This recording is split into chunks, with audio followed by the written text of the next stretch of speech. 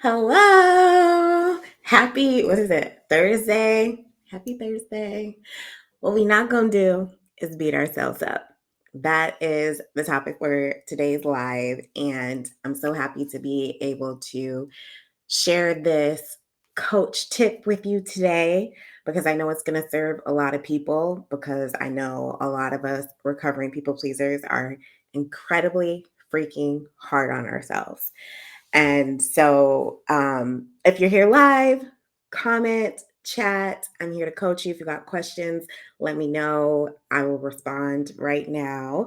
And if you're on the replay, let me know that you're on the replay. Hi, mommy. Oh, my mommy loves me. If you're on the comment in the comments, and any way I can serve you any questions you have. Also, if you haven't already downloaded, I have a free guide and all the links in my bio. It is called the Recovering People Pleasers Guide to Tough Conversations and Personal Relationships. It's a wonderful and amazing guide that's going to help you finally pull the trigger and engage in the tough conversation that you've been avoiding for far too long. So let's get to today's topic. So the reason why I decided this was like on my heart and I really felt like I needed to speak on this is because I have a current client who solely motivates themselves and keeps themselves accountable by beating themselves up. And they're very harsh in their words to themselves sometimes. And they are scared or they have been, we're working through it, but they have been scared to let go of being so hard on themselves because they believe if they're not hard on themselves, then they'll become lazy and they won't be accountable. And what I really want my client and you to know that it is incredibly possible and a much better way to keep yourself accountable that does not require you to be hard on yourself. You can keep yourself accountable and you don't have to be hard on yourself. And I want you really to think about when other people in your life, your parents, your spouse, your kids, your friends, whoever, when they fall short, when they miss the mark, do you berate them? I'm going to probably answer that for you and say no. So, what makes you feel like you need to berate yourself when you fall short in order to keep yourself accountable? The integrity we have with ourselves is absolutely important. Keeping our words with our word with ourselves is even more important than keeping our word with others. It really starts at home. So, yes, it is incredibly important to keep yourself accountable. And I want you to do that. But I want you to realize that you don't have to berate yourself and be hard on yourself in order to do it. So, um, essentially, that's what we're talking about today. Like, I really want you to take a moment and I want you to ask yourself, I want you to journal this or talk to someone else about it. Talk to a therapist, talk to a coach. I'm always available. Talk to someone you trust and can be vulnerable with. And I want you to ask yourself, what would it look like for me to keep myself accountable without berating myself? What would that look like for you? And I want you to ask yourself, what is underneath this need to berate? What are these voices? Where is this coming from? Whose voice are you interpreting? Who are you being so hard on yourself for because you felt it from someone else? Hi, Mandy. Thanks for being here. So whose voice are you hearing in your head when you are being hard on yourself?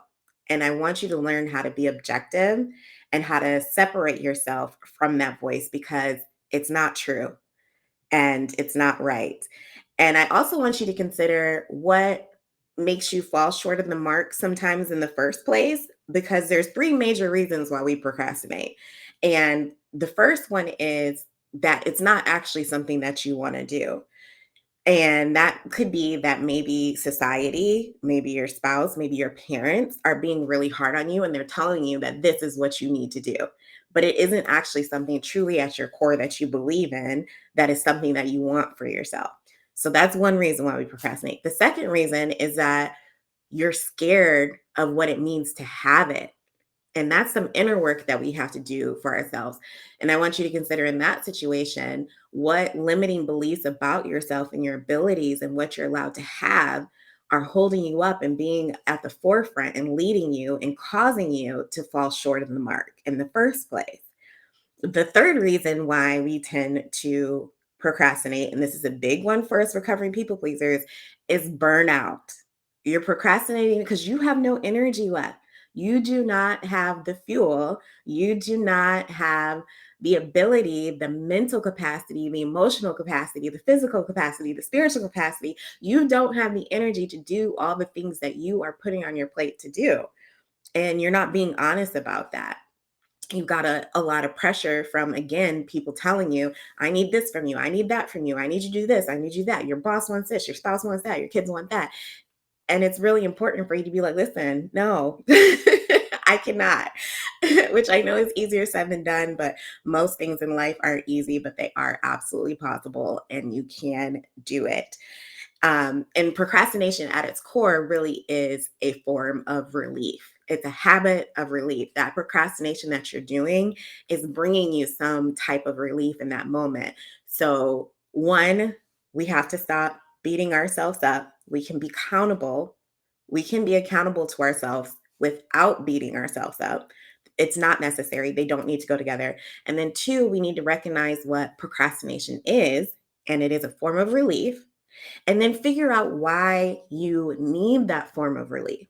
Is it because it's something that you don't actually want to do? It doesn't actually align with your values and who you are and how you see yourself and how you want to show up. And it's really what they are telling you need to do. Or is it that you're terrified of having it because you are struggling with some self worth and some limiting beliefs?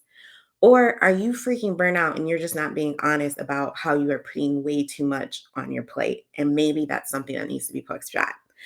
So that is what I have for you today. I really want you to work on being kinder to yourself and practicing self compassion. I coach on self compassion, it's one of the things I'm passionate about.